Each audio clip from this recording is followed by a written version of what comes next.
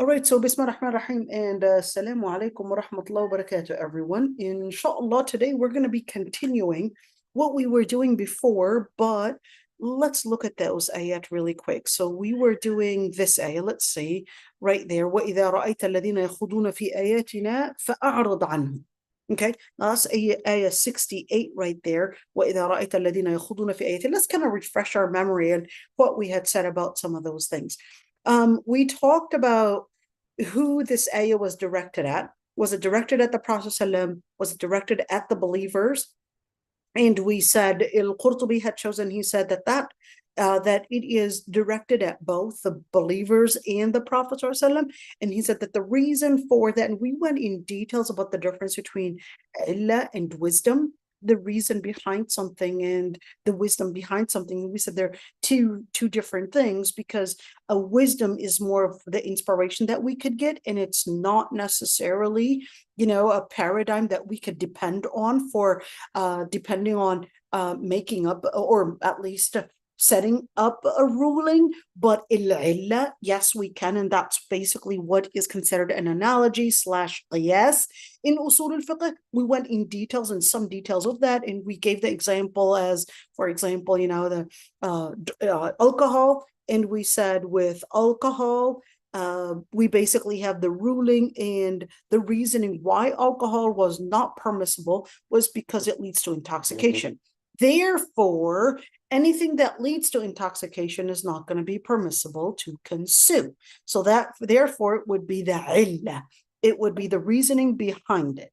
As for when you're talking about the wisdom is going to be different, because when you say the wisdom behind something, you're talking about something that we can see in inspiration, in understanding the reasoning, a good reasoning, a positive thing that we could find in terms of what it leads to, the consequence of what it leads to.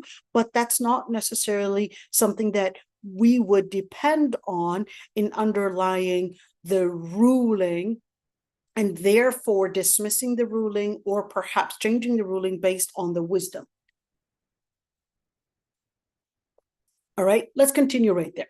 So وَإِذَا رَأَيْتَ الَّذِينَ يَخُوضُونَ فِي آيَاتِنَا, we talked about يَخُوضُونَ, and we said يَخُوضُونَ, so therefore, if you were to see the disbelievers basically engaging. And then we went into the details of, well, what does it mean to do al-khawd? What does khawda actually mean? Is this talking about a wave? Is this really trying to give me a metaphor or a figurative speech right there to help me see the relationship between the talk and speech and monologue and dialogue and the effect it has on the person, etc., all of that, and how it can play a very serious role in changing our perception and changing the way that we might be indoctrinated in certain things. So then, of course, it's kind of giving us an idea of how conversations and how they would basically play as if it's a water combination with other things, and it basically creates a wave. It basically creates a mindset that in the beginning you might not agree with, but little by little you can get normalized with it. And of course, the ayah is directing that we would separate ourselves from the different types of speeches, the different types of influences, not of fear, but in a way to protect ourselves from from these influences and from this type of one, when we're talking about يَخُوضُونَ فِي آيَاتِنَا, so one, whether they're speaking against Islam, or two, whether they're speaking against the principles of Allah subhanahu wa ta'ala, or three, whether they're even speaking against perhaps the believers, etc. In other words, we're speaking about you being a part of a society that is basically increasing your iman and not decreasing your relationship with piety, with salah, and certainly you learning how to recognize, and two, how to select your friends properly, how to select the environment that you surround yourself with, how to select the people, how to select the conversations, and when to go out of those conversations that It's not that you are not supposed to be doing da'wah. You are supposed to be doing da'wah. But those conversations that are not giving you, one, the space to do da'wah, two, those conversations that might be, let's say, one, outnumbering you or probably having a bigger influence, those are the spaces that you want to isolate yourself from. You want to preserve your identity as your priority. So keep that one in mind. Preserving your identity as your priority. And certainly, if they're not giving you such spaces to basically do that da'wah, then isolate yourself and preserve your identity.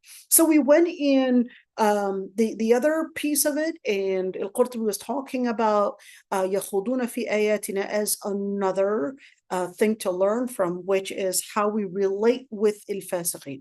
Does that mean we're not supposed to sit with them? Does that mean we have to isolate ourselves from them, etc.? So like we were talking about this ayah last time, it's important to also see the context. And we gave a number of different examples. Perhaps maybe you're at work, everyone else is there, maybe the CEO is talking and he starts, mocking Islam or stuff. If you have the courage to stand up and actually go against all of this, then do so, and definitely do so, even if it means probably risking your rizq. So that would be called azima. Al-azima is basically the courage to stand to say the truth or to stand and defend the truth, even if your life, your rizq, your your provision, your life, your money, etc., was at risk. But I'm going for the azima. I'm looking for the most honorable, most ideal act. And therefore, even if that meant risking all of that, I'm still going to do what's right. Okay, that's the ideal.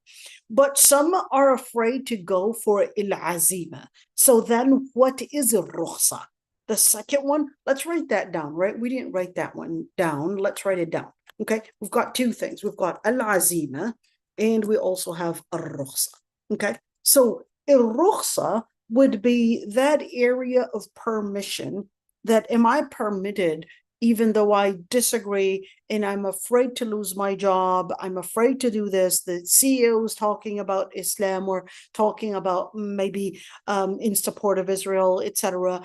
Should I stay sitting down? I'm afraid if I were to stand up and actually speak against that, I would be called anti-Semitic, possibly lose my job. My situation at home, I can't afford maybe to lose my job and all of that. Let's just, put a scenario like that. Okay. Do I have a rukhsa? Do I have the permission to not say anything and possibly stay quiet and all of that? Do I have the permission to do so or not? That's that area that we're discussing. That's that area that we're discussing. Do I have the permission to do so or not? And that's وَمَا عَلَى الَّذِينَ يَتَّقُونَ مِنْ حِسَابِهِم مِّن شَيْءٍ. Is this ayah right there? Is this ayah giving those that are not capable of making that azima and actually a'rid anhum and actually isolating them, leaving these spaces? Can I basically go for the second ayah, which is giving me the window that if I'm not having the courage or possibly the backup to support and advocate for Islam or advocate for the words of Allah subhanahu wa ta'ala or advocate for the Muslims, can I basically see this window that I'm not going to be held accountable, وَلَكِنْ ذِكْرَى لَعَلَّهُمْ يَتَّقُونَ, but I should be, maybe a reminding here and there. Maybe when I'm talking in more closed meetings, I can probably, do a different form of advocacy rather than, standing up in public and with a group of probably 300 people and all of that and lose my job. And maybe if I were to be part of it, maybe I could have a greater influence. Maybe that's what they thought. But even though they recognize deep on the inside that their influence is not going to be as big as al-azima, but they cannot afford to go for al-azima. Okay, that's that area of question. What if I couldn't afford to go for al-azima. Is this a rukhsa or not? That's that differences of opinions between scholars. Is that a rukhsa? And does that give me a rukhsa? So that's that conversation. That's that discussion. وَإِمَّا يُنْسِيَنَّكَ الشَّيْطَانُ فَلَا تَقْعُدْ عَلَى الذِّكْرَى مَعَ الْقَوْمِ الظَّالِمِينَ. Okay. So we're going to get to that question. But before that, just so that we won't be jumping, I'll throw out that question in order to tell you, stay tuned. We're going to be answering this question later on, but let's get to some of the things that act as a premise type of thing, as a premise to help us understand the later. Okay. So in other words, there are certain data before we answer the question. There's a number of different set of data that are important to help you understand, let's say, the answer, but that's because it depends on this premise. So let's talk about these premises in order to get to answer those questions. Okay. Number one, وَإِمَّا يُنْسِيَنَّكَ الشَّيْطَانُ. وَإِمَّا actually means and if. And that's why it said وَإِمَّا meaning shart. In other words, it's a conditional preposition right there. And that's basically to tell us يُنْسِيَنَّكَ. Now, here's one thing. When you look at يُنْسِيَنَّكَ, maybe I should use a different one right there to help you see it. Here's يُنْسِيَنَّكَ. Okay, you could see there's a qira'ah, يُنْسِيَنَّكَ, and there's another qira'ah that I believe right there, was it giving me the other qira'ah? It wasn't giving me that other qira'ah. So in other words, at the end there, you've had, let's see, maybe he said it right there, and he said, okay, so it's basically the 7 qira'at, they basically read it as yunsiyannaka. Okay, so now you look at yunsiyannaka, okay, and the root nassa wa ansa. What's the difference, or is there any difference? So nassa and nasiya. The root nasiya can mean to forget and could also mean to disregard. That's why nasullaha fanasiyahum. They had forgotten Allah subhanahu wa ta'ala. So Allah subhanahu wa ta'ala had forgotten them? No. Allah subhanahu wa ta'ala does not forget. So therefore, nasullaha, they disregarded Allah Almighty. So Allah subhanahu wa ta'ala disregarded them. Okay, that would be more proper to actually make as a translation. But nasullah could also be to be pacified away from something and to also forget something. So when you forget something, it's quite interesting that the way that our brain works, our brain works in a number of different things. So if I were to say something, your brain works in collecting data and then anticipating what comes next. Okay, what comes next, and then it creates patterns. So based on the patterns, it will basically anticipate that this is where it's going.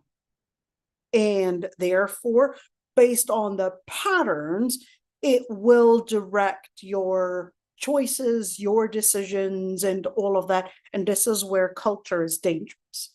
Okay, this is where culture is dangerous. It basically would determine for you the choices that you have to be making, because it sees a certain pattern, and then your brain creates a certain structure, and it tells you, well, based on the pattern, this is what's right to do, or this is where you're going to be going, or this is what choices and whatever, this is the choice that you're supposed to be making. It creates a paradigm, it creates a pattern. And that's the same thing where you're seeing a number of different younger generations. They're actually thinking that they have to go to therapy. Why? Because my mom one day yelled at me, or my father divorced my mom, etc. All of these different things, though they would think that, okay, if somebody had a bad experience as that, then therefore I'm more susceptible to mental illness, I'm more susceptible to going to trauma, etc. So now they're creating patients by, let's say, advertising, and I would say advertising, by advertising those paradigms that if you went through these sets of these sets of paths, which everybody, you've had one day your mom slapped you, one day your dad slapped you, one day you probably, had someone bully you at school, or maybe each and every single one of us went through a number of different challenges. But that doesn't mean that you're going to be taking this case and then you're going to be, oh yeah, then therefore I should be subject to depression, trauma, and all these different mental illnesses, because Allah subhanahu wa ta'ala had equipped you with the ability to overcome all of those different challenges. In fact, these challenges, it depends on how you interpret them. You can interpret the challenge that it's going to get you stronger, or you can interpret the challenge that it got you weaker. It's all about how you interpret them. The society before, our parents, before the traditional way of disciplining our kids, it's okay, you're strong, you don't have to be crying right now, I want you to be strong, I want you to build the power, I want you, etc. And it was always creating a paradigm of strength, a paradigm of power, a paradigm of achievement. Right now, we're seeing the paradigm is created that you are susceptible to mental illness, you're susceptible to depression, you're susceptible to trauma, you're susceptible to this. And we basically got into this type of paradigm where it ended up all of us needing basically therapists, and not saying that, no, not necessarily. So anyhow, when you look at what am I going into here, the word yunsiyannaka, it's basically letting us understand that when you're talking about nasiya, you're speaking about, one, is this a paradigm? Is this to forget something? Is this necessarily talking about a person literally forgetting something? Or is this talking about yunsiyannaka to mean to disregard something? Okay, so now that we're looking at all of this, what are we talking about? Is this ayah? Let's look at the ayah and really try to figure out how this is taking us to understanding a certain structure. If you see, let's reread the ayah. If you see, notice that it said see, okay? It didn't say here, it said see. Those that would engage in, or at least speak ill, or there's a conversation that they're speaking ill about one, whether it's in the verses, whether it's in the principles of Allah subhanahu wa ta'ala, then a'rid anhum, then you turn away from them until they would engage in a new conversation or in another conversation. And if yunsiyannaka shaitan, if the shaitan yunsiyannaka, we're going to fill in that blank in just a bit. If a shaitan would yunsiyannaka, then don't sit after the reminder with the people that oppress themselves. Let's fill in the blank yunsiyannaka. But you cannot fill in the blank yunsiyannaka unless you actually see the word ra'ayta. So here's the thing. When you see things and when you hear things, what are you doing? Your brain is creating a set of different paradigms. You are creating a number of different pieces of information by looking at something and by hearing something. And that's why it was telling you, you see it, you just glance at it, and then that's enough for you to just let you know that you should not be a part of this setting, just by seeing it. Even though you didn't really hear everything, but you had seen a certain behavior. You had seen this type of grouping.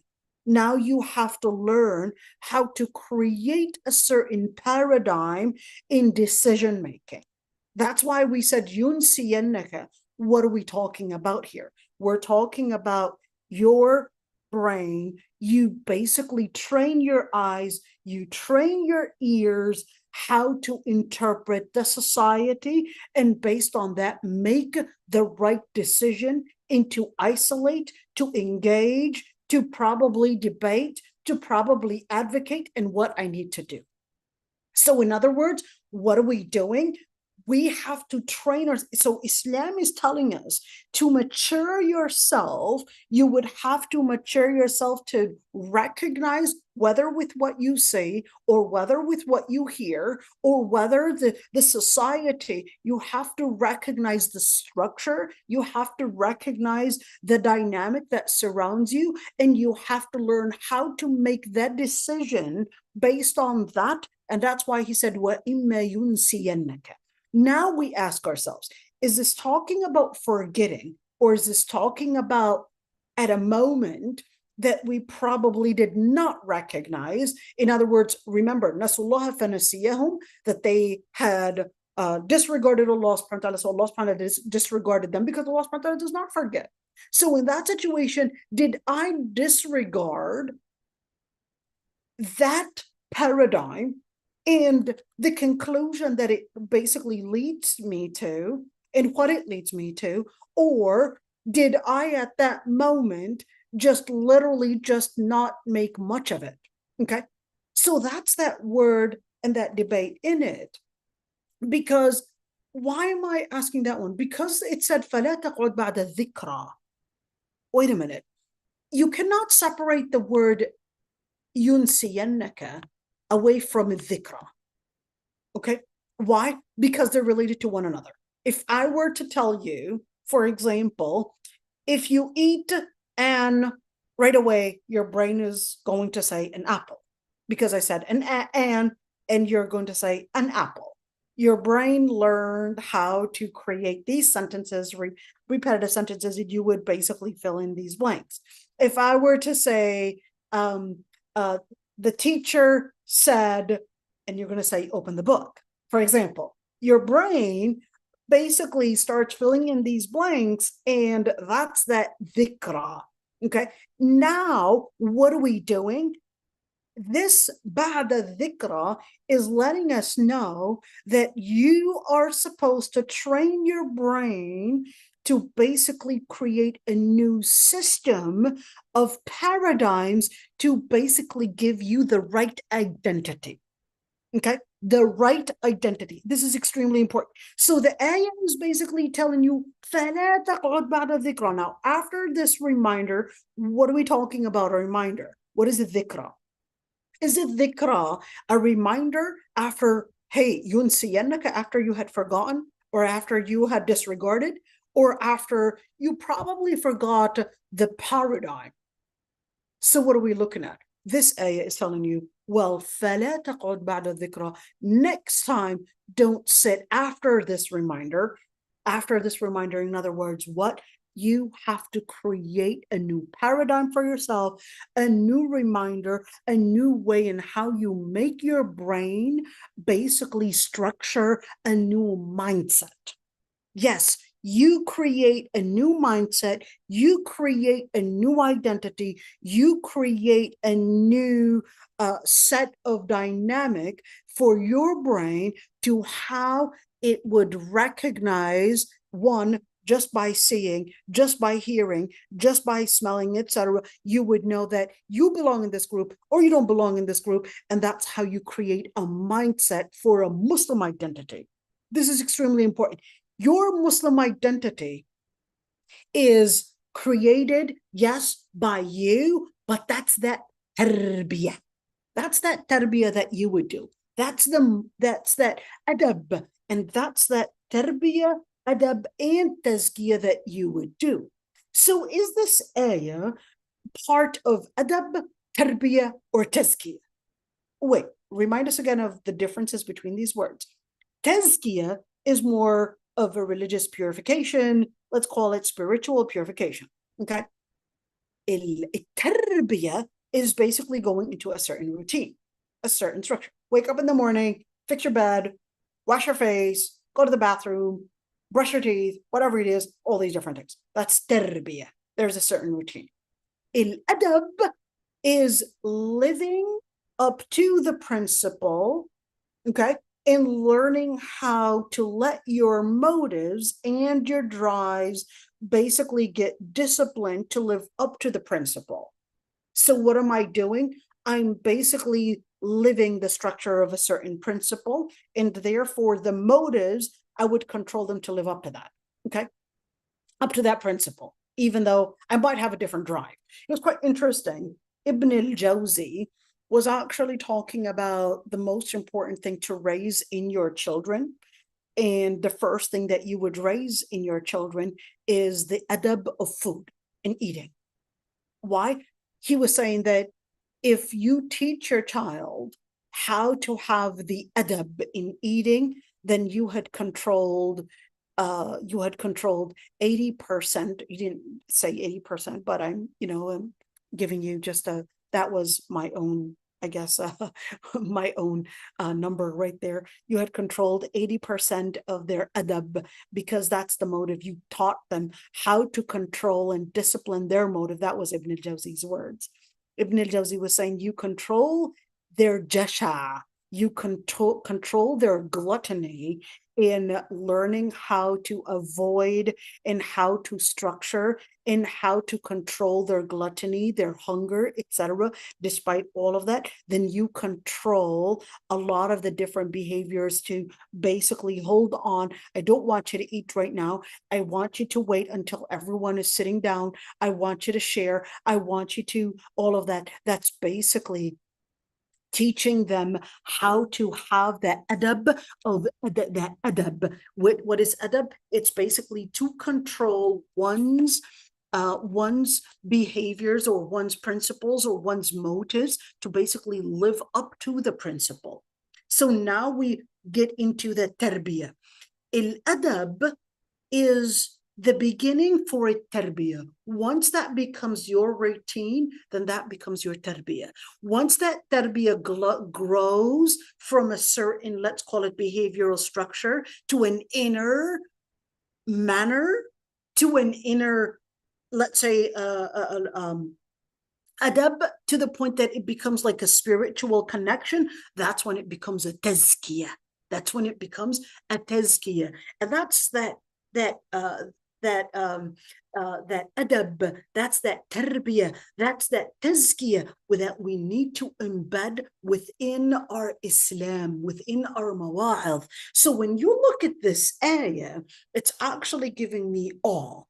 It's giving me that right there, that recognition. It's giving me that area of to recognize to recognize whenever you see this type of engagement, you need to structure yourself. Here's that tarbiyah. You need to structure yourself and basically a'rid anhum. You need to learn how to stay away from these people. And what happens, then you also need to put in that adab. What is the adab? That adab, whenever you would learn how to enhance that reminder within your heart, you would basically grow in how you control your motives. You would grow in how you control your motives, and that would basically be part of tazkiyah. So when you're looking at dhikra involves tazkiyah. It involves tazkiyah. So what is that supposed to tell me? This ayah is basically telling me that the adab in the behavior that you would engage in is not different. So the adab that you would engage in is not different from the effect that it has on your tazkiyah. If you're struggling with focusing on your salah, maybe you're just not structuring yourself in the right behavior, in the right adab. If you're struggling with your adab, maybe you need to work on your tarbiyah. They go together and connected with one another. Maybe you need to restructure and reprogram and reorganize the way that you live your life. What time do you eat? What time do you wake up? What time do you sleep? How much time do you do in screen time? What do you look at? All of that, that's tarbiyah. What routine are you having? Maybe we need to reorganize the amount of time you do with your spending with yourself, the amount of time you spend with your screen, maybe the amount of time that you would work, the amount of time that you would spend perhaps at the masjid, etc. We need to look at the routine. Then, in order to basically work on that, once you work on that, then we're capable of embedding certain adab later on. If you're capable of fixing that, then we had basically discovered certain moments that we could probably embed this or that khuluq. If you're continuously, every couple minutes, you're just snacking, then without you realizing, your tarbiyah is missing out on a certain routine. You're going to find yourself basically going through obesity, you're going to find yourself this. So once we omit and delete a lot of those snacking times, for example, then we're going to have more time to basically embed maybe certain adab, perhaps maybe more time to learn, maybe more time to focus on your dhikr, maybe more time to basically do other activities. So what are we doing? Now we're going to embed al-adab. Once we get our routine in place, now we get our adab coming in.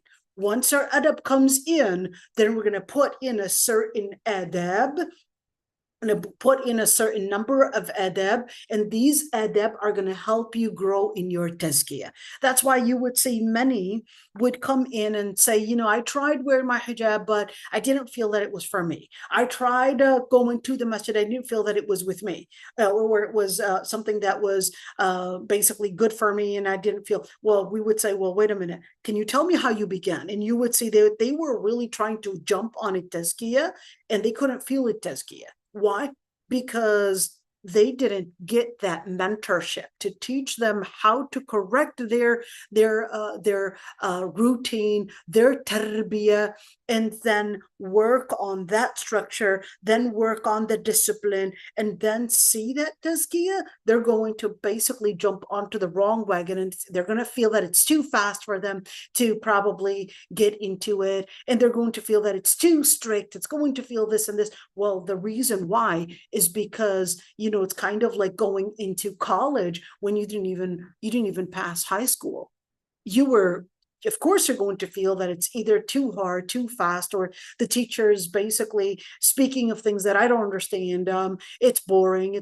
Well, that's because you were in the wrong class. You went into the wrong class. Of course, the result is going to be either too boring, or you're going to feel that you don't connect with it, or you feel that it's too hard, or it's going to be feeling that it's basically not clicking with you, and the list goes on and on with how they might describe it. And that's why we need mentors. That's one thing that I love about Sufi groups. The Sufi groups, the shuyukh, many of those shuyukh are actually trained to put in the structure of tarbiyah, the adab, and the tazkiyah. It doesn't come to a way where, yeah, you know, grade 1, we're going to be teaching you tarbiyah, grade 2, we're going to be, no, it doesn't actually work like that, because it's a personal training as well, along with that group training as well. It doesn't come with a day where, okay, I'm finished with my tarbiyah. Okay, now I'm finished with my adab. Now I'm, a grade A in my adab, a grade B in my tarbiyah, or grade C in my tazkiyah. No, it actually comes in as all these different things connected with one another, and then we have to grow little by little in our deed. Okay, let's continue right there. So the ayah is saying, according to al-Qurtubi, he was saying what this would say, O Muhammad, if a shaitan would one, disregard, or make you disregard, or make you forget, or basically pacify you away from getting up and being away from them, in other words, and you ended up sitting with them after this reminder, then in that situation later on, create a new structure and don't sit with the ones that had oppressed themselves, i.e. al-mushrikeen. Okay, now here's one thing. is this directed at the Prophet ﷺ or the people? We mentioned before this debate in this debate between scholars, and we said al-ibra bi'umum al-lafzi la bi-khusus al-sabab, that the goal, the theme, is in the generalization of the text and not necessarily in the particularization of the context that it was revealed in.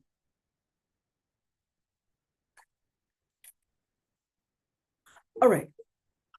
So according to al-Qurtubi, he was saying that this was directed at the Prophet ﷺ, but the goal and the aim is really the nation itself. And here's one thing. What we would get if this was directed also, of course, now we know that it's also including and more inclusive to the ummah. So we got that one. Nothing to discuss about that one. But then there's another question. If we're saying that this would also mean if you had forgotten, okay? Because the word nasiya could also mean to forget. Does the Prophet ﷺ himself forget?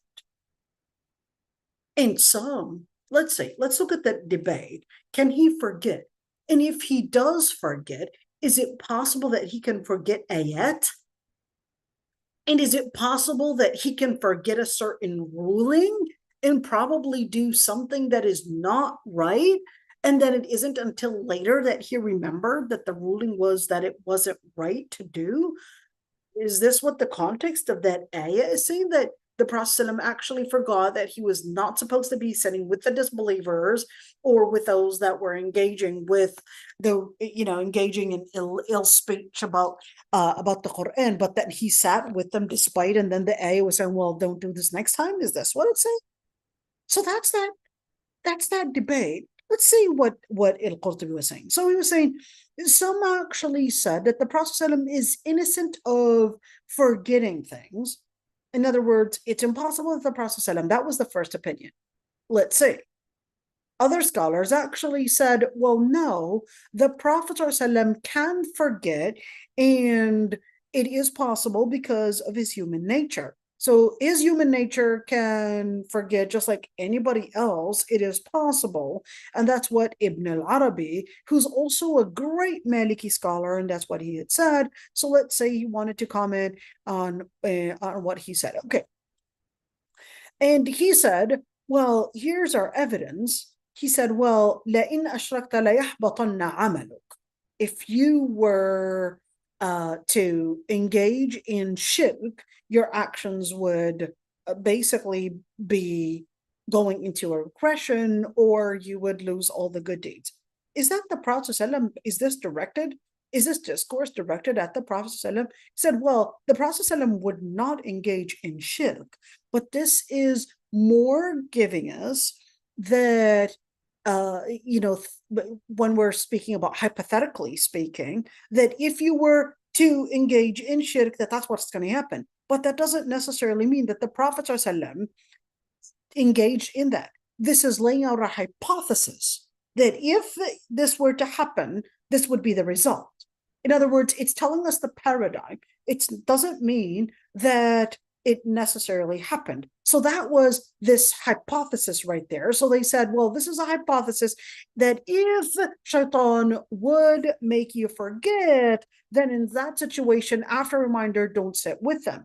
It doesn't necessarily mean that the Prophet ﷺ had actually forgotten. And this ayah comes in and basically tells him, well, you had forgotten, but then this is what, after this reminder, make sure it doesn't happen again.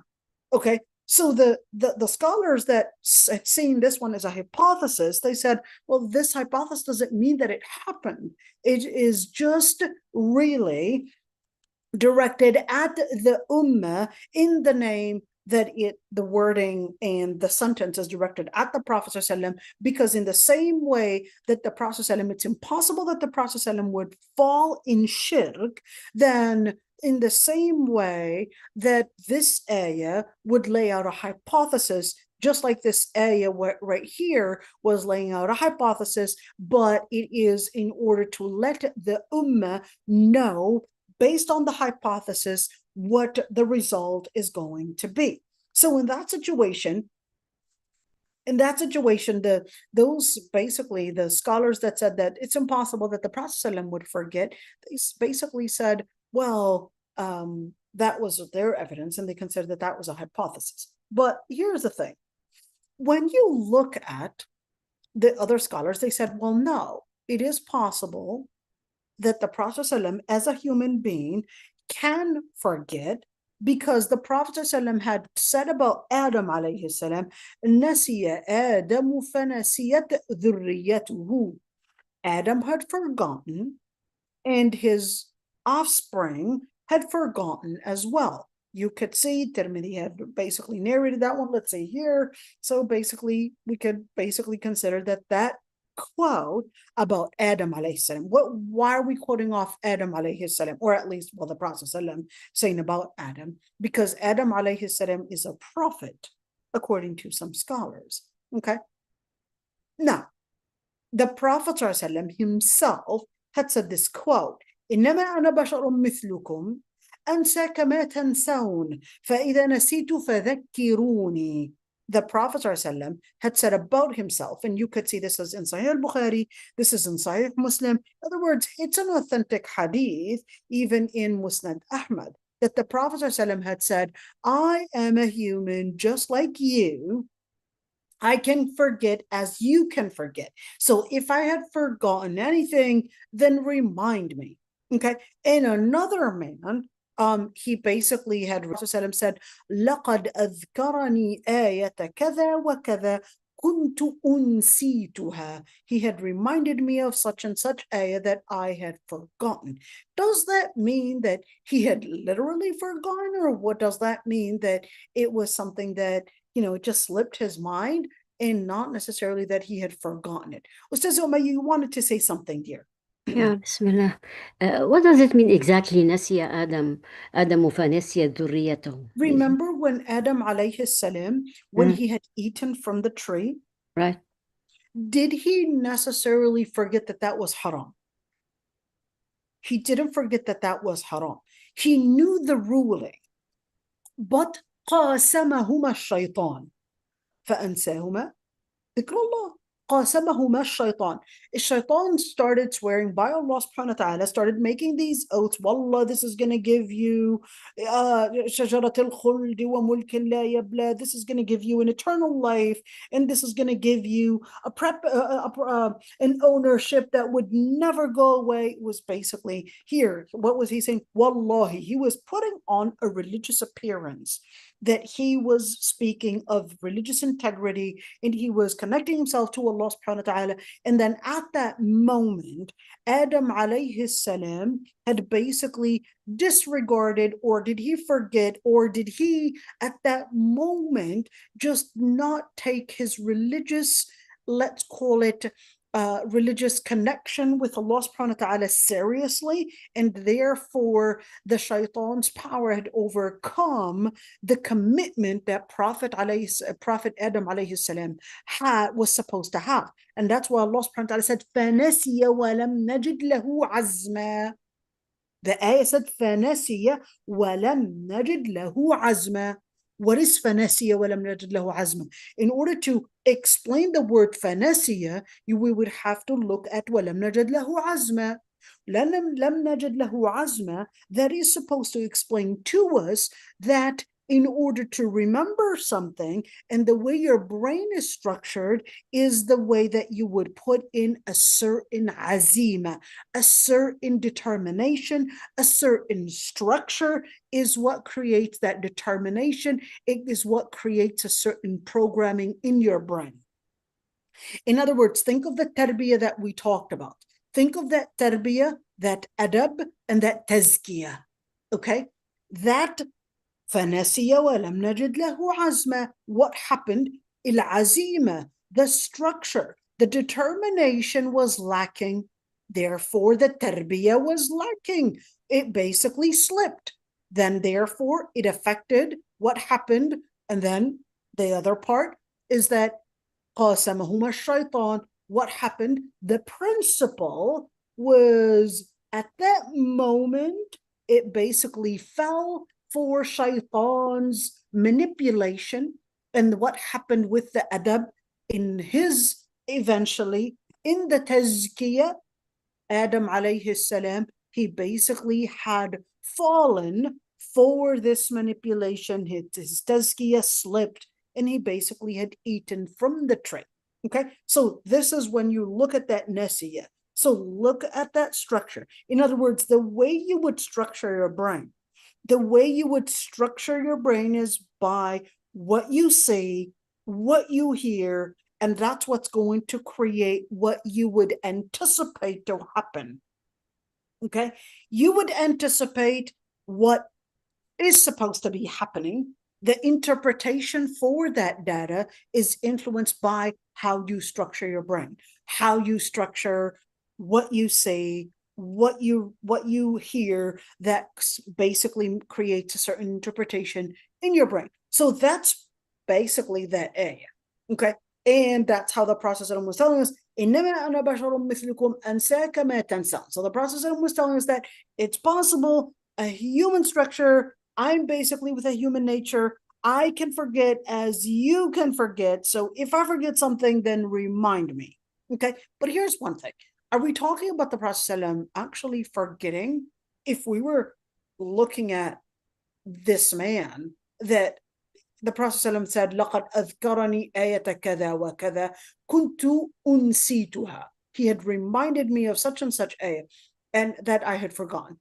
Does that necessarily mean that that man had reminded the Prophet of an ayah that he had forgotten? In other words, had all of a sudden just forgot about that ayah? No, it's not that he had forgotten that ayah, meaning that if he was going to be reading it, that he was not going to remember it. No, it's an issue of, a lot of this information that I'm telling you, for example, you might say, well, I already know that information, but then it just brought it to your attention. Okay, it just brought it to your attention, or at least it just reminded you of what you had already known. Okay, that's why attending classes, even if you may know all the information is important, attend the halaqah. Even if you know the information, it is a good reminder. It's a good reminder. It brings it back to your attention. It basically revives it in your brain. It revives it in your character, revives it in your tazkiyah, revives it into basically bringing it as part of what? As part of al-maw'idha. Even if you know the information, listen to those lectures, even if they may not be news to you. It's basically as ذكروني, the Prophet ﷺ had said, فذكروني, remind me. If the Prophet ﷺ was saying فذكروني, and that's the same thing with us. We need a reminder. Oh, you forgot to say Bismillah while you're eating. Oh, you forgot to do your adhkar and-nawm. You forgot to do this. Or sometimes, we're sitting together, ladies, we need to maybe, remind ourselves of something, or maybe say a maw'idha or say something like that. Okay, so let's say اختلفوا بعد جواز النسيان عليه. The scholars, based on this premise, then they had differences of opinions if basically it is possible that he can forget. Is it possible that the Prophet ﷺ may also forget delivering a certain message, whether in action or probably in the information? And that's that other. Why did they even get into that premise? So if we are saying,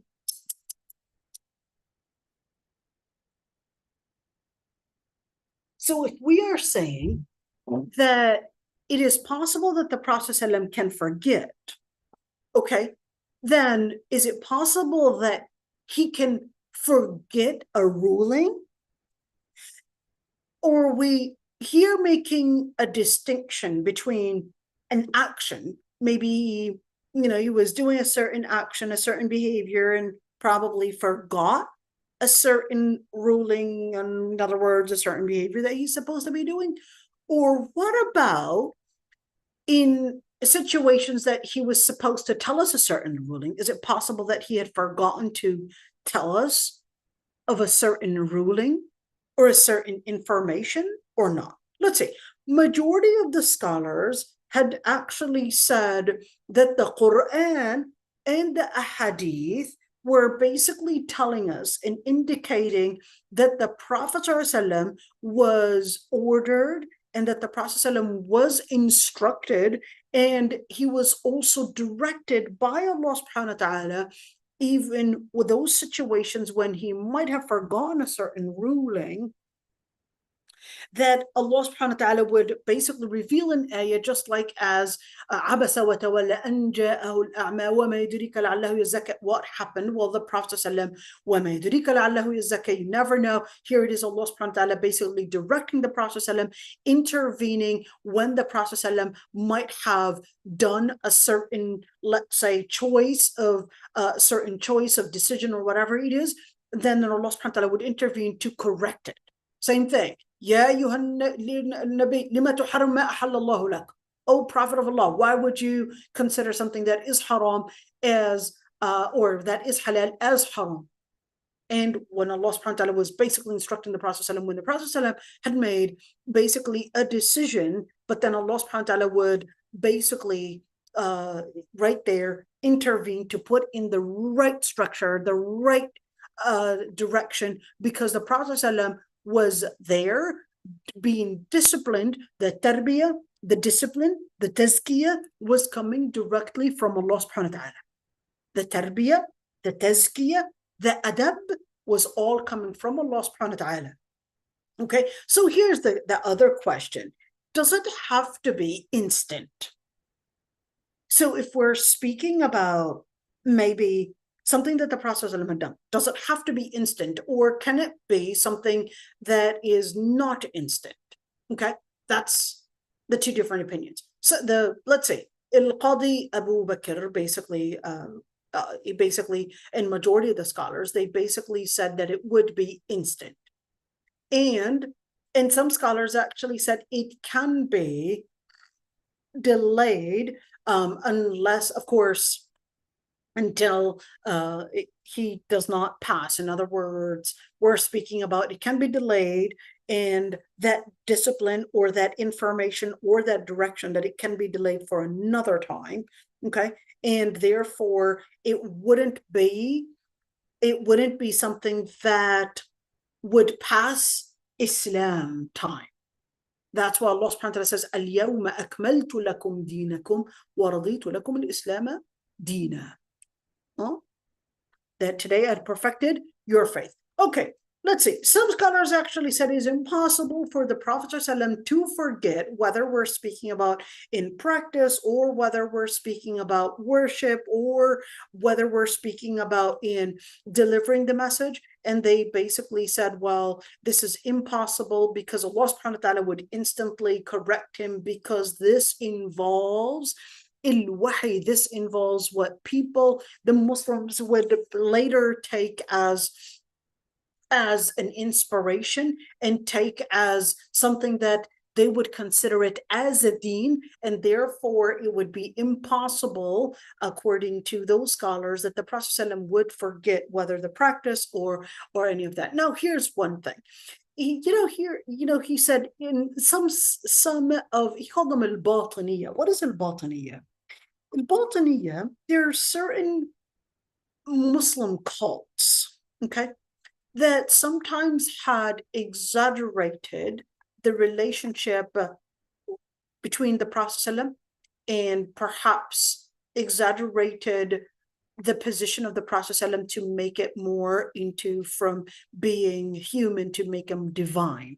Okay, and this exaggeration sometimes considering not only the Prophet ﷺ, but sometimes it exceeds to even considering their own scholars and giving them certain divine characteristics, that no, it's impossible that they would forget, or sometimes they would consider that they know the future, all of these different things. So he al-Qurtubi said that some are exaggerating and said that the Prophet ﷺ, it's impossible that the Prophet ﷺ would forget, and considered that when the Prophet ﷺ in those quotes that he had forgotten that he would forget on purpose.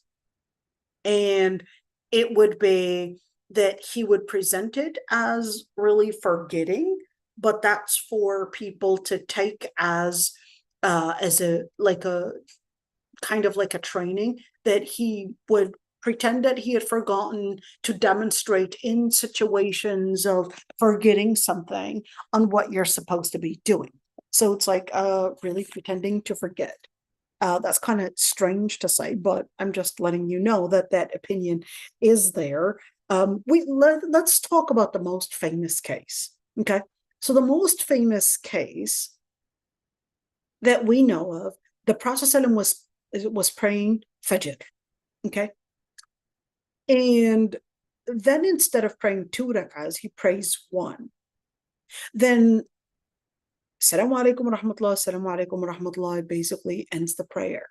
But then a man from the back, his name, or at least his nickname, was Dhul Yadayn. Whether he had short hands, he had some kind of a form of a disability that they nicknamed him the man with the hands, whether it was 2 long hands or whether it was big hands or whether it was short hands. Something was basically odd about his hands that he was known as the man with the matter with the hands. Anyhow, so then he comes right in front of the Prophet. So he was at the back of the rows, and then at the end, and then he goes basically past everybody, and then tells the Prophet, did the prayer become shorter, or did you forget? Then the Prophet turns around and asks them whether he had prayed, basically misnumbering the number of rak'ahs, or what happened. And they basically approved what the Yadayn had said, that yes, you actually prayed 1 and not 2. That's when the Prophet turns around and basically does that takbir and makes up that rak'ah that he did not do properly. Okay.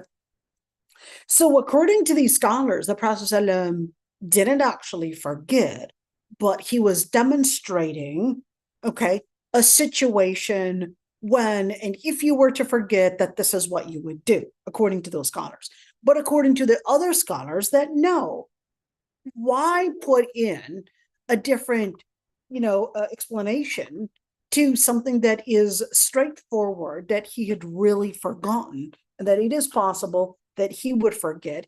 And then in situations where it would be a practice that people are taking as a legislation, that Allah subhanahu wa ta'ala would intervene to basically correct it for the ummah, the ruling. Okay, so that's that debate. وَمَا عَلَى الَّذِينَ يَتَّقُونَ مِنْ حِسَابِهِمْ مِنْ شَيْءٍ. That's that question that we promised to answer.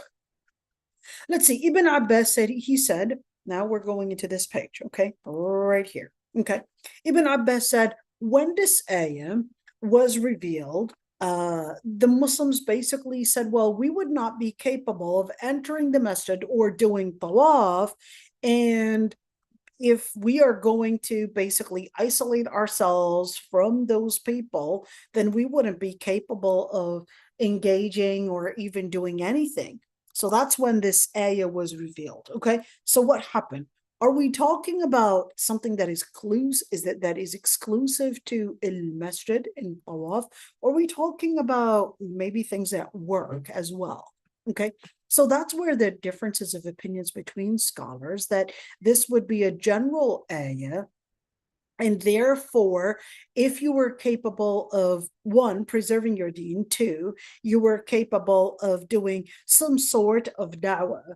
And remember when we talked about al-azima, and we talked about al-rukhsa, that's that area. Okay, so ولكن ذكرى. So if the believers were capable of reminding them, so whether it was reminding, let's say, everyone, or whether it was capable of doing closed dawah in probably different meeting rooms or probably different conversations, and that was probably putting in this piece of advocating for the Muslims, or probably maybe educating others about Islam. And perhaps this is, letting those Muslims basically bring in that awareness that would basically be permissible. Some scholars actually said that there's this ayah right here in Surah An-Nisa, the ayah 140. We talked about that one in details last time, right? Let's see. Some scholars actually said it was abrogated by this ayah. Abrogated. What did we say abrogated was? It involves two things. Number one ayah cancels the practice. This is not related to information because information doesn't change, but we're talking about a practice. So some scholars actually said that this ayah, in other words, that giving us the permission, as long as you're doing da'wah, you can sit with these people as long as you're given the space to remind people of dhikr, to remind people of Allah Almighty, to remind people of Islam, all of these different things. Then that situation, it's okay to sit with these disbelievers, these people that are mocking Islam, as long as you're given the space to basically remind them of Islam. Okay, so in other words, it's giving me a right there, sub explanation, at least, if we can we actually use that word? But okay, let's see this ayah and what it says. وقد نزل عليكم في الكتاب أن إذا سمعتم آيات الله يكفر بها ويستهزأ بها فلا تقعدوا معهم حتى يخوضوا في حديث غيره. And when the Lord Almighty had revealed in the book that if you were to hear the verses of the Lord Almighty being denied or being disregarded or being mocked, then do not sit with them until they would engage in other speech. What happened? So is this ayah basically saying that, okay, we're hearing that, then there's no way that we could actually sit with them until they engage in another speech? Let's see. He said, and that permission was actually before the conquer of Mecca. That was their argument. They said the context of this ayah, that was their argument. The context of that ayah was when they basically were saying, when they were basically saying that we are not capable of going into Tawaf, going into Mecca, and it is going to be inevitable that we're going to hear some of the things being said about Islam. We're going to hear all these different things. It's inevitable that we're going to be hearing it. So are we going to isolate ourselves from Tawaf, or should we engage? Now that happened when the Muslims were basically going in. Remember when they had basically went into Mecca, some were still going in and some were not, basically. So that was before al-Fath. Fath Mecca happened in 8-year Hijrah. Okay, 8 to 9, close to 9, 8 to 9. Okay, year Hijrah. Okay, and when the Prophet ﷺ and the Muslims basically had full authority over Mecca, they basically had somewhat controlled what's happening, and they were basically considered now the ones in power. Okay, so then therefore they were capable of putting a certain structure. So the scholars that said that this ayah was revealed after the conquer of Mecca, they said this ayah was before the conquer of Mecca as an exception, that as long as you're not engaging with them, you're capable of reminding them you could join. But they were saying, and they had, I guess, that argument that they were given this ayah as a taqiyya. What is it, taqiyya? Taqiyya is to show a different appearance than what you really, really have on the inside. Hypocritical? Yes, but in a good way. So what does that look like? Let's say you are Muslim, but here's one thing. To practice taqiyya, it doesn't mean that you would go against Islam. But I'm Muslim, I'm probably against the political system that is happening and all of that. But if I were to be straightforward about going in opposition to the political system, I might easily be labeled as XYZ.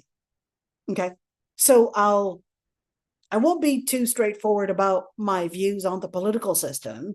So I will use a form of taqiyya. I'll just stay quiet and not even comment on the political system, or probably that, because I'm afraid if I were to be open about maybe my opposition, my views on the political system, the society is not yet ready to probably hear the view about a political system. Right now, I guess opposing the political system, especially after Gaza, definitely had really exposed the political system, had it really exposed the hypocrisy, had really exposed the political system and the imperialism that is within it, the complete support for Israel, and all of that was really exposed. But right now it's completely different than before. Okay, before, if you were to talk about it, you were right there going to be probably maybe see yourself. I mean, long ago, there was a guy named Abdurrahman al-Amudi, just because, and I think I don't know if he's still in prison right now, but Abdurrahman al-Amudi, and there was another guy, what was his name? Umar Abdurrahman, was it? He was a blind Egyptian imam in one of the masjids in New York. Okay. And he was actually talking in opposition to the government. And you see what's happening right now, and the rhetoric and all of that people are actually talking about the American government basically being controlled by Israel and all of that. Say of this kind of rhetoric at the time 20 years back, that was going to put you in jail. That was going to put you right on the spot of probably being accused of anti-Semitism and all of these different things. And you might find yourself, just like Umar was Abdurrahman al-Amudi and a number of different people, they basically found themselves in prisons just because they were accused of being anti-Semitic and basically trying to expose. So the rhetoric at the time was considered as a taboo that you could not actually disclose, and right now is completely different. So can we, at the time at least, practice this taqiyya? Okay. And that's that area that, at the time, it was giving them, according to that opinion, that it was giving them the permission to practice some form of taqiyya. But still, it's kind of like, when you correct what's wrong, but you have 3 different stages. There's stage number 1, you're capable of correcting it with your tongue. That's basically because you're giving the freedom of speech basically to correct it. Number 2, that you probably can't say anything about it, but or the first one was actually with your hand, sorry. You had the power to correct it. The second one was with your speech. The third one was practicing some form of taqiyya. You disagree with it. You're not vocal about it, but you disagree with it deep on your inside, deep in your heart. Okay.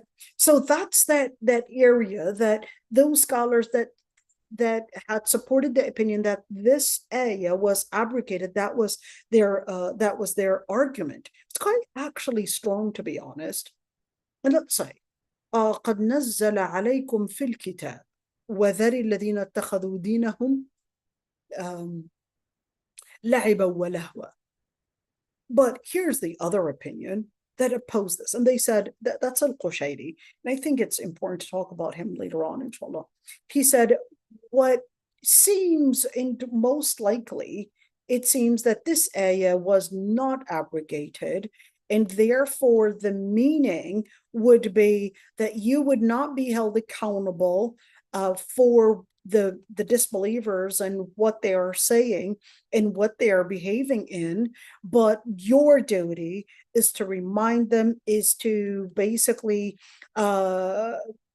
repel, in other words, try to make them stay away from this wrong behavior. And then in that situation, if you did your role, you did your job in advocating for truth, if you had the power to do so, you had the power to do so in your power, then do so. If you didn't have the power to do so, at least with how you would eliminate that, but you had the ability to probably be vocal about defending Islam, then do so.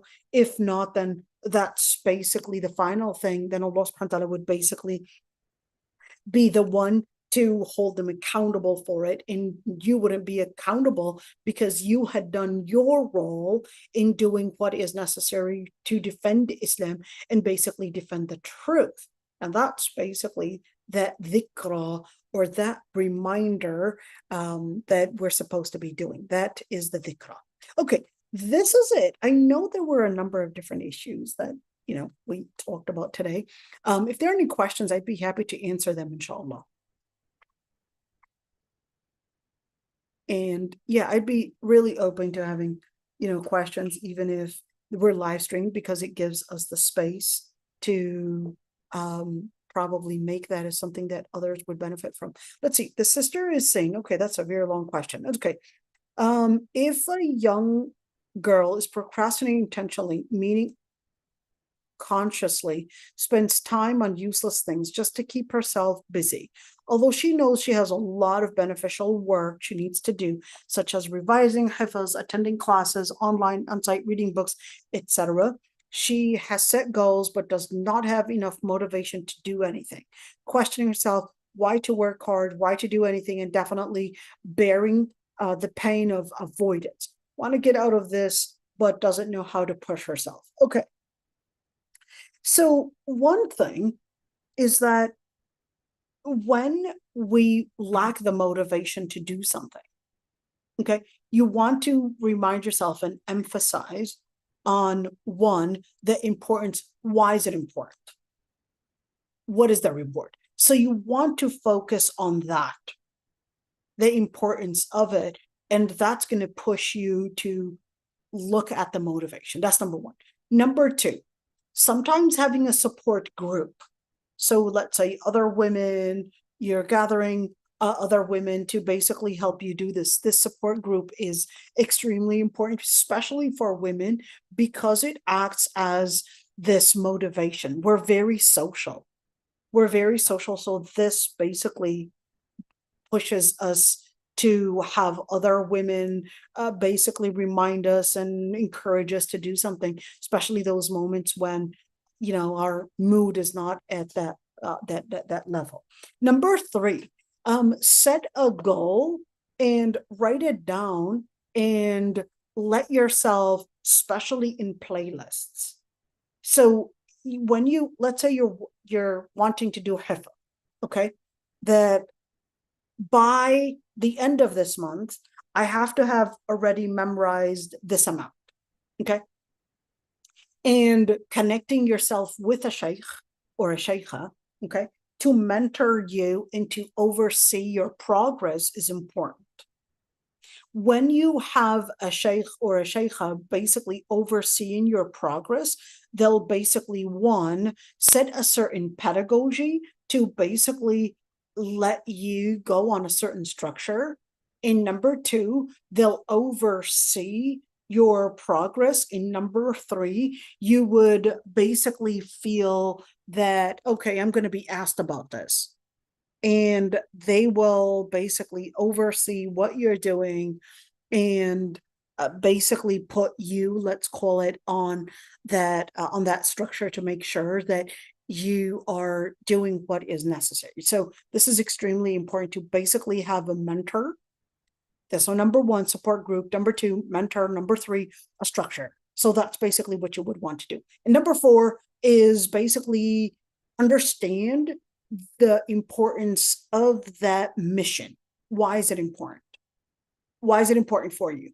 And recognize the privileges that you have now, the privileges of time that you have all the time. Guess what? Once you get married, once you have kids, you're not going to get the same time. Recognize those moments, the privileges, whether we're speaking about time, or whether we're speaking about health, or whether we're speaking about money, or whether we're speaking about space. All of that is not something that you would always get. So recognizing the privileges that you have now are extremely important to see. If a person, she says, if a person feels sleepy and prays Isha, do more workout, because sleeping more, it usually comes in with less of brain activity. So if you do more workout, you'll find yourself that your brain is basically getting into more of that brain activity, and you're going to see yourself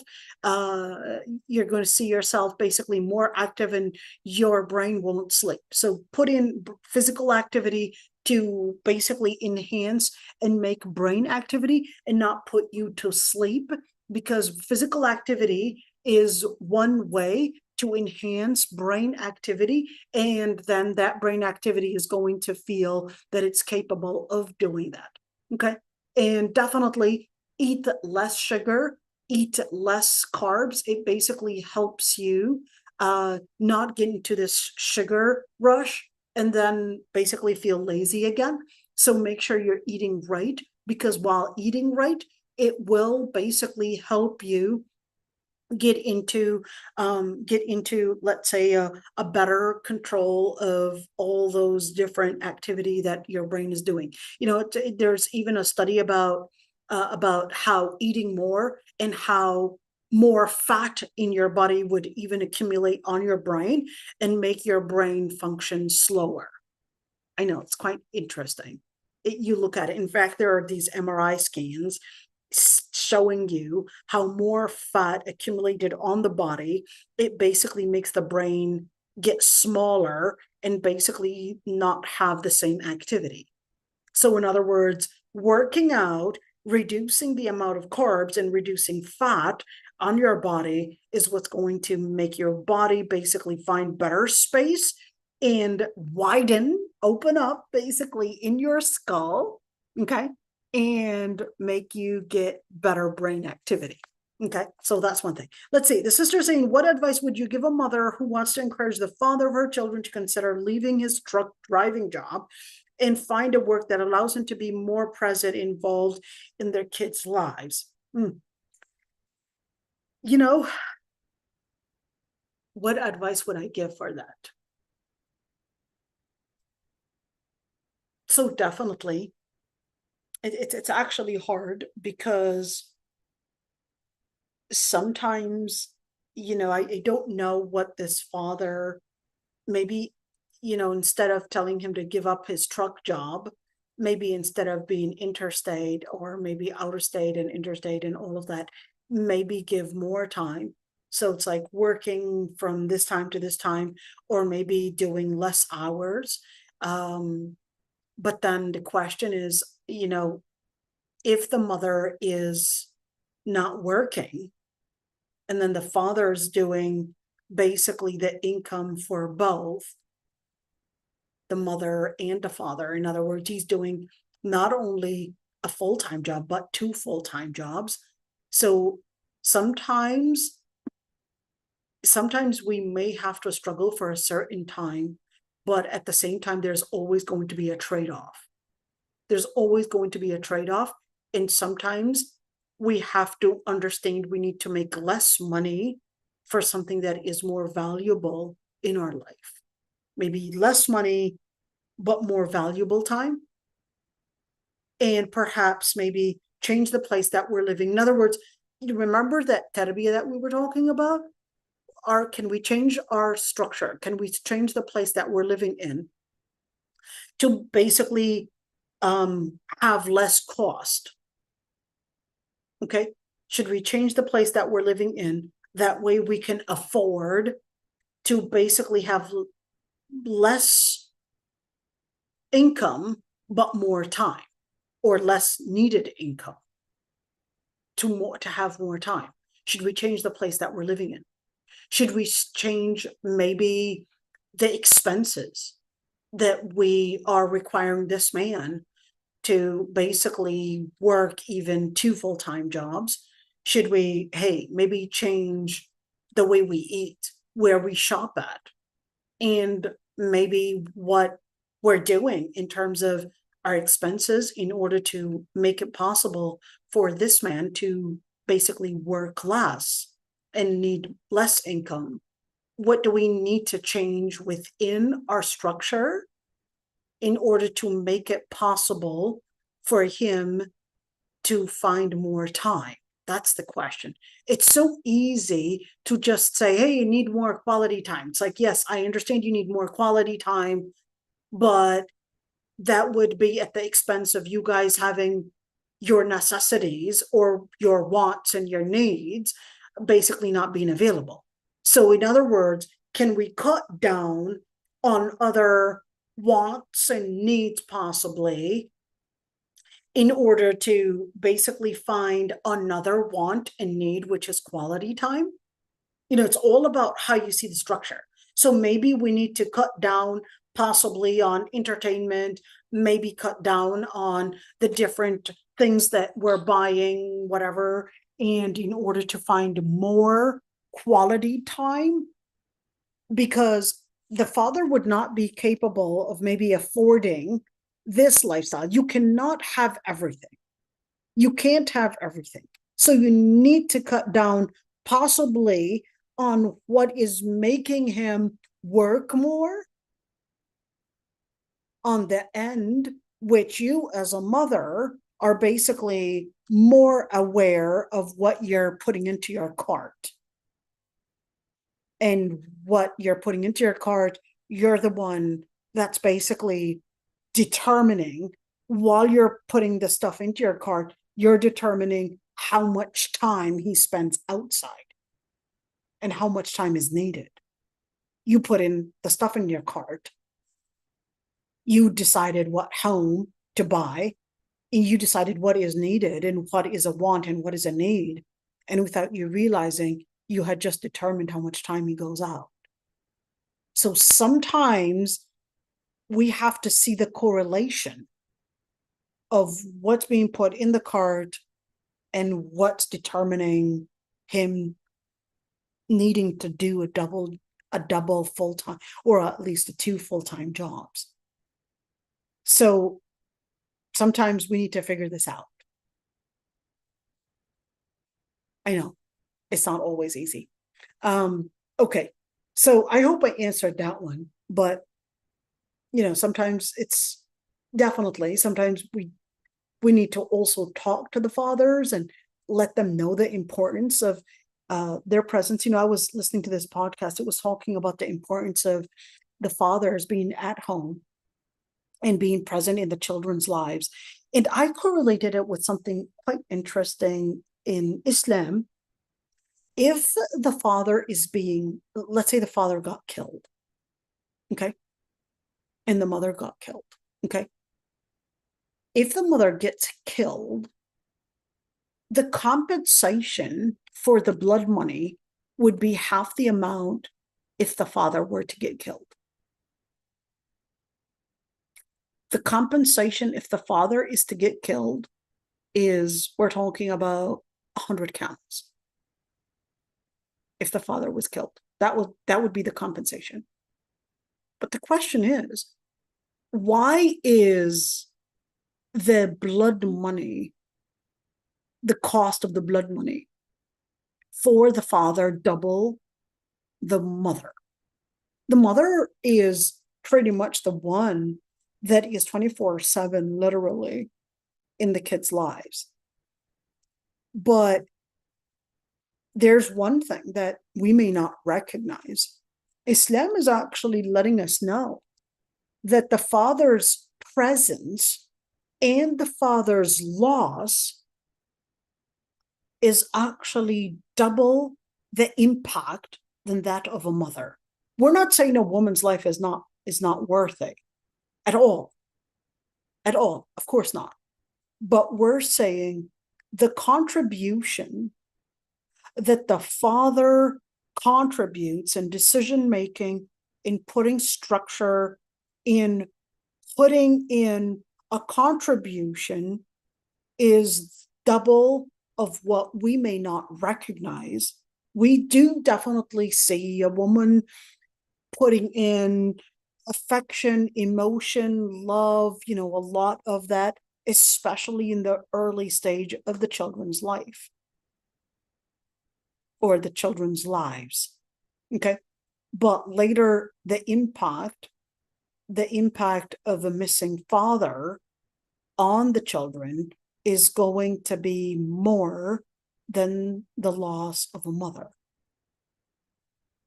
We may not recognize that. And it was this in this study, and I would say that the society had reduced the father's contribution as nothing but a breadwinner. And even if you were to go to courts, they would bombard the fathers with questions. How old are they? What grade are they in? Or how many? Who's their classroom teacher? Whatever it is, and on all these different things. And the fathers are like, they don't know these details. What is their social security number? The father doesn't know, but the mother. What is the social security number? Boom, right there. When is their birthday? Boom, right there. How old are they? Who's their favorite friend? Boom, boom, boom, boom, right there. The mother would know all these details. But we may not recognize that these details, the father may not know these details, but the father knows exactly what structure and what decision making to do is needed. And it's quite interesting how many times the feminist pressure had isolated the fathers away from our lives and considered that really the fathers, hey, the men, they're not needed. The men, they don't do anything. It's just the women. And we ended up having a lot of single parents, and the women basically ended up doing double the job, the man's job and the woman's job. And certainly the woman cannot do the man's job. Then isolated the fathers. And the result is that we had more children growing up to being mental. More and more children didn't have the structure to teach them how to face challenges. A father would, by his own nature, by his own instinct, would put you in these dangerous things that a normal mother would never do, because a mother would be with her instinct that, no, I'm supposed to be protecting you. But a father would be like, no, I want you to go out there. I want you to clean that. I want you to do this. And even the voice comes in as an authoritative personality. Do this. And then you don't do it. He comes in to basically yell at you. You need to do this. And you're like, wait a minute. This is more of a military thing. That's what they learn at the military.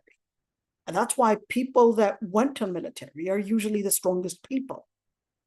The military was supposed to teach you how to suppress your weakness in order to become stronger. That's the whole idea. And that's what the father does. The father teaches you how to suppress your fear and then strengthen your courage and empower you with courage. The father comes in to basically teach you how to suppress your weakness and how to let your weakness not overcome you, and how to put in this empowerment to grow stronger.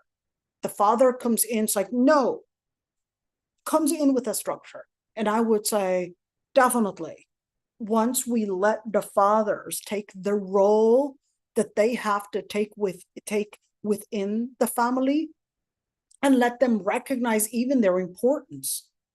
Even the fathers, in our society right now, they don't even recognize the importance. They just think, okay, I guess my job is just to make the money.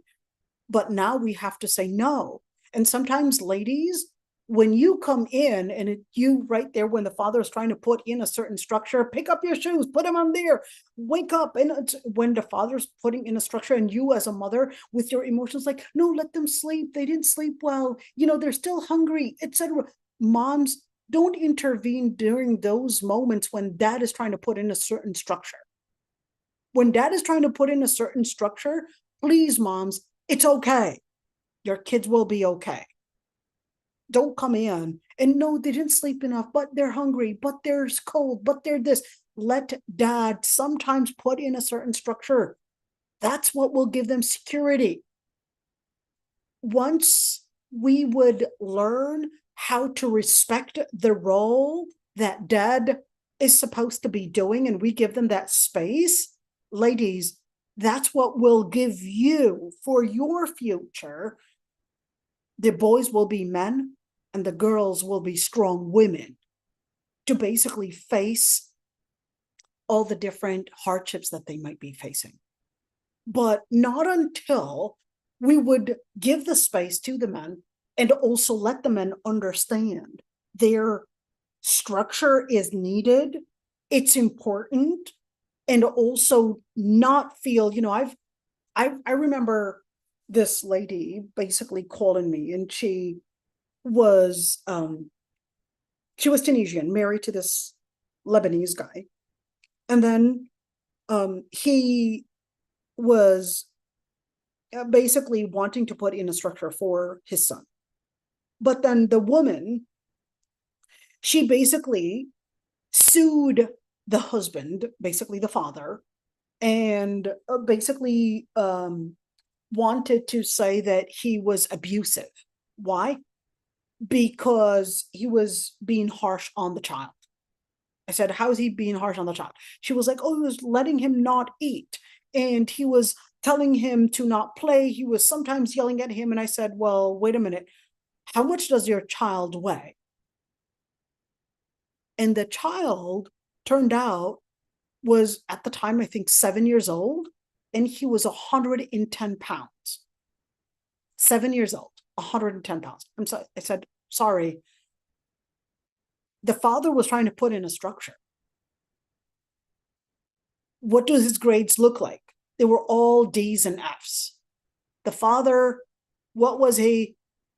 I said, what did he study? And she said, engineering. I said, the father was trying to put a structure, but you were just too emotional about it. You were just too emotional, and you basically wanted to act as many emotional mothers and would be like, no, we can't. This is abuse. I'm sorry, but this is not abuse. To put in a structure is not abuse. This is tarbiyah. This is the start of tarbiyah. If they don't know how to control the amount of their food and their time and their then they're never going to control their motives.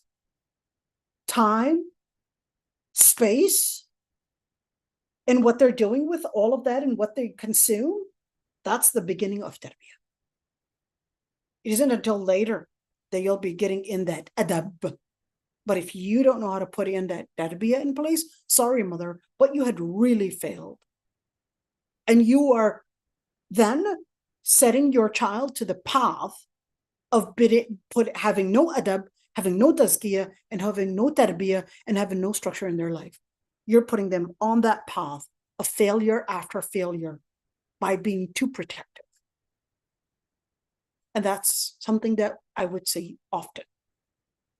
I'm not saying this is everyone, but this is, maybe I just told you part of the story, not the complete story, but, part of the story. But there's, you would just imagine how a lot of these stories basically happen over and over and over again. So we have to be sometimes wise in how we would regulate structure and emotion. This is extremely important. We have to definitely encourage and also acknowledge the father's presence, and even let them know it if they don't know it, and let them be aware of it if they don't know how to be, if they don't know how to do it. So we would then need to give that education. And definitely the masajid are also responsible to let those fathers in Salat al-Jumu'ah actually know their importance and their presence, and how their structure and how their contribution is a religious duty and not an extra thing. That's a religious duty. All right. If there are any other questions, or if there are any other comments, I'd be happy to listen to it as well. The sister said, I love what once our sheikh said, father is like the sun and mother is like the moon, and brothers are like stars. If mother's coolness, love, affection, etc., is more than the father's warmth, strictness, anger, the fruit child wouldn't be fruitful. To be a model for Surah Yusuf. Absolutely love it. Absolutely love it. Love it, love it, love it. Absolutely love it. Absolutely love it. You know, that ayah in Surah Yusuf, إني رأيت 11 كوكبا والشمس والقمر رأيتهم لي ساجدين. Oh, I love it. I love that model. Yes, love it. Absolutely love it. Thanks for sharing. Absolutely love it. Okay, this is it. Inshallah, subhanakallah wa bihamdik, nastaghfiruka wa natubu ilayk, nashhadu an la ilaha illa ant. We'll see you tomorrow. Let's see what we're going to do tomorrow. We're going to continue with وَذَرِ الَّذِينَ اتَّخَذُوا دِينَهُمْ لَعِبًا وَلَهْوًا. We'll talk about that one. You could say, you know, I have a lot highlighted right there. So let's see what we're going to talk about next time, inshallah. Quite interesting to, you know, see what al-Qurtubi, and let's see right here, you could see with my highlights, basically surpass, but that's basically important to at least, you know, anticipate what's going to happen and what we're going to talk about. Hopefully, inshallah, we'll get more and more learned from those ayat. And I know I might get off topic sometimes, but I guess, you know, every teacher has their method. But so subhanakallah wa bihamdik, nastaghfiruka wa natubu ilayk, nashhadu an la ilaha illa ant. We'll see you all tomorrow, inshallah.